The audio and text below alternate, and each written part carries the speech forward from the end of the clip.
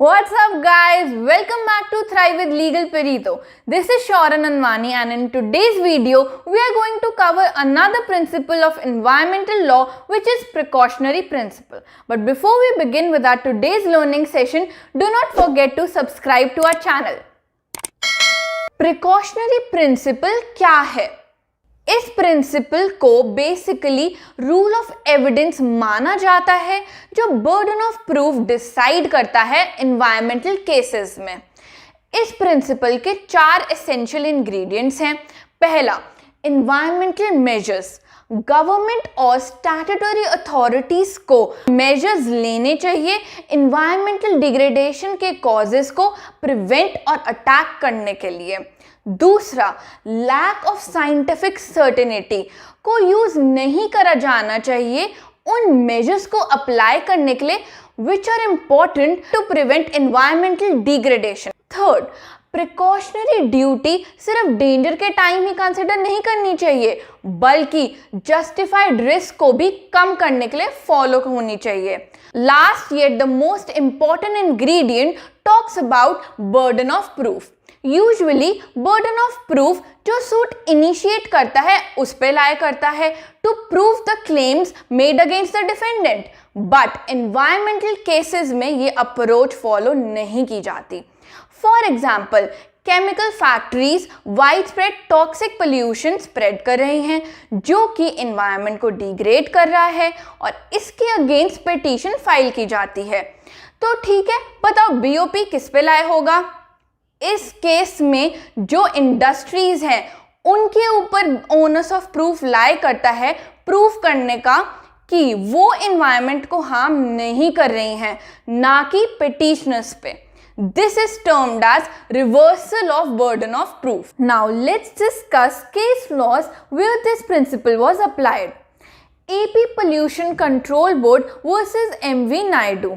इस केस में Surana oil and derivatives limited ने परमिशन मांगी Andhra Pradesh pollution control board से फैक्ट्री सेटअप करने की जो कि कैस्टर ऑयल डेरिवेटिव्स मैन्युफैक्चर करेगी, लेकिन कंट्रोल बोर्ड ने कंसेंट ग्रांट नहीं की क्योंकि फैक्ट्री हिमायत नगर लेक के पास लोकेटेड थी जो वाटर सप्लाई करती थी हैदराबाद में। एपेलेट अथॉरिटी को अपील करी गई against the refusal order under section 28 of water act. Authority ने कंट्रोल बोर्ड का डिसीजन रिव्यू करा और फैक्ट्री को परमिशन ग्रांट कर दी, बट इसके बाद इस केस को पीआईएल के through Andhra Pradesh high court में फाइल किया गया, बट हाई कोर्ट ने बोला कि मैं तो इस केस में इंटरफेयर करूंगा ही नहीं।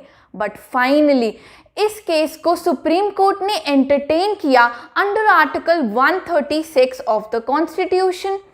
अब इस केस में ये इशू था कि क्या जो कंसेंट रिफ्यूज की गई थी वो वैलिड थी या नहीं। सुप्रीम कोर्ट ने ये हेल्ड करा कि इस केस में प्रिकॉशनरी प्रिंसिपल अप्लाई करना चाहिए क्योंकि ये इंपॉर्टेंट जुडिशियल टूल है एनवायरनमेंट को प्रोटेक्ट करने का और स्टेट गवर्नमेंट के पास कोई भी पावर नहीं है कि वो उन इंडस्ट्रीज को अलाउ करे जो एनवायरनमेंट पोल्यूशन कॉज करे। दस the consent was validly refused. चलिए अब हम डिस्कस करते हैं नर्मदा बचाओ आंदोलन वर्सेस यूनियन ऑफ इंडिया। इस केस में पीआईएल फाइल की गई थी अगेंस्ट सरदार सरोवर प्रोजेक्ट जिसमें डैम कंस्ट्रक्ट होना था नर्मदा रिवर पे। इस केस में ये एलिगेशन लगाई गई थी कि इस डैम की वजह से इकोलॉजिकल डिस्ट्रक्शन होगा और इसके पॉजिटिव एस्पेक्ट्स भी मेंशन करे गए थे, जैसे कि इस प्रोजेक्ट की वजह से ड्रॉट एरियाज में वाटर सप्लाई किया जाएगा जिसकी वजह से एग्रीकल्चर एक्टिविटीज इंक्रीज होंगी और बेटर एनवायरनमेंट डेवलप होगा। मोरओवर ये project eco friendly hydro power generate करेगा जिसकी वजह से एयर पोल्यूशन नहीं होगा जो कि थर्मल पावर प्लांट की वजह से होता। इशू ये था कि क्या इस डैम की वजह से इकोलॉजिकल डिस्ट्रक्शन होगी या नहीं।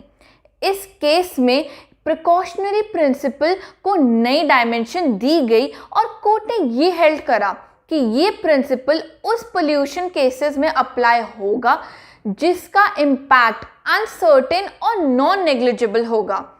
इस केस में डैम की कंस्ट्रक्शन ना ही न्यूक्लियर या फिर पोल्यूटिंग इंडस्ट्री एस्टैब्लिश कर रही थी, बल्कि 40 इयर्स के एक्सपीरियंस से ये कंक्लूड किया जा सकता है कि काफ़ी डैम्स की कंस्ट्रक्शन की वजह से इकोलॉजी अपग्रेडेशन ही हुई है। इस केस में सुप्रीम कोर्ट ने ये हेल्ड करा कि प्रिकॉशनरी प्रिंसिपल अप्लाई नहीं किया जाएगा और ना कि ये प्रोजेक्ट आर्टिकल 21 या सस्टेनेबल डेवलपमेंट के प्रिंसिपल को वायलेट करता है। Another principle which we will cover in this video is public trust doctrine. Ancient Roman empire ने डेवलप की थी एक legal theory which was termed as public trust doctrine, but through time इस doctrine को modern way में lay down किया गया by professor Joseph एल्लाक्स।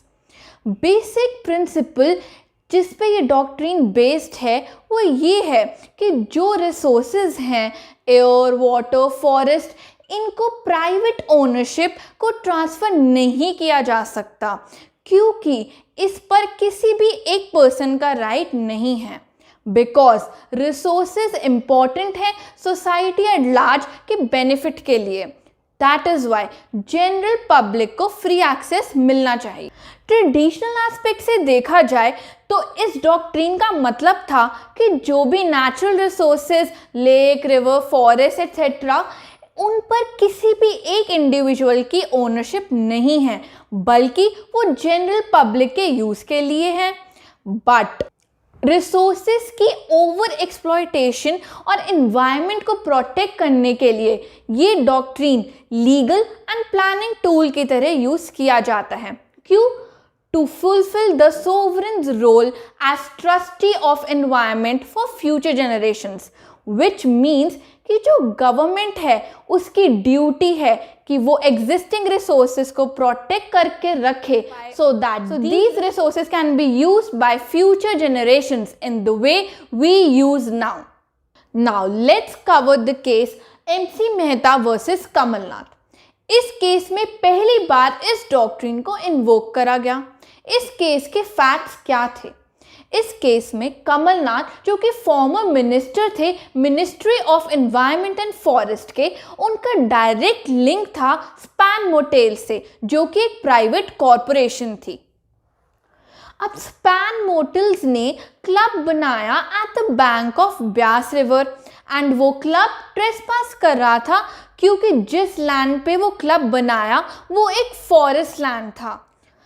अब डिस्प्यूट से बचने के लिए कमलनाथ ने इसको रेगुलाइज करा और बाद में इस लैंड को लीज आउट कर दिया कंपनी को, जबकि कंपनी ऑलरेडी क्लब कंस्ट्रक्ट कर चुकी थी। न्यूज़ में ये भी स्टेट किया गया था कि मोटेल ने बुलडोजर्स का यूज़ करके रिवर फ्लो को डाइवर्ट करा। मेन एलिगेशन न्यूज़ में ये लगाया गया कि ये डाइवर्जन मोटेल को फ्यूचर फ्लड्स से बचाने के लिए की गई थी। सुप्रीम कोर्ट ने सुओ मोटो एक्शन लिया इस न्यूज़ के बेसिस पे, क्योंकि ये एक्ट एनवायरनमेंट को डिग्रेड कर रहा था। Issue in this case was whether span motels private limited violated the public trust doctrine और नॉट। सुप्रीम कोर्ट ने ये हेल्ड करा कि स्पैन मोटेल्स ने रिवर की नेचुरल फ्लो में इंटरफेयर किया है और उसकी नेचुरल स्पिल को ब्लॉक करा गया है, which endangered the ecology of that reason.